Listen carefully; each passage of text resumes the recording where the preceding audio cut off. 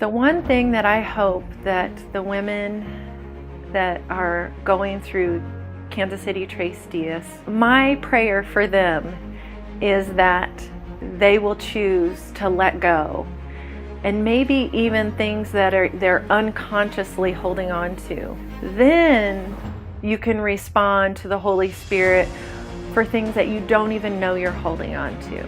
Roots of things that maybe they're not even aware of. That is really the underlying fear.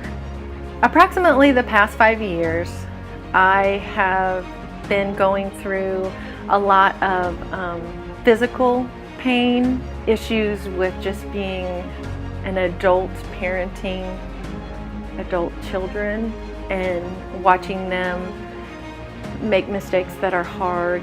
Also not connecting with my husband.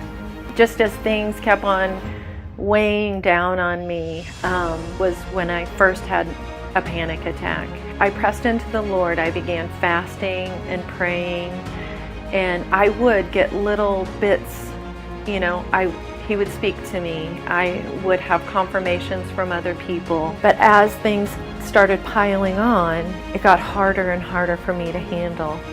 And really, without having all of those things happen at the same time, I wouldn't have pressed into the Lord, I don't think, as much as I did.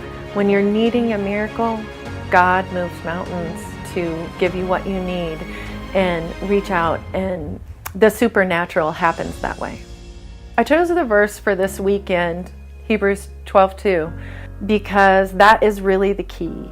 Keeping your eyes focused on Jesus. And the second one in Matthew really speaks to me, because when Peter gets his focus off of Jesus and starts sinking, that to me, I can just relate to that. It encouraged me that Jesus came right up to him and grabbed him and saved him. And that's exactly what the Lord did for me. For the woman who's in the boat right now and is fearful to even step out, either way, you're getting to Jesus.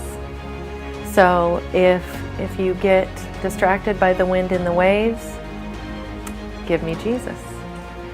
If you aren't distracted by the wind and the waves, and maybe your situations enable you to make it all the way to Jesus, well then you've got Jesus.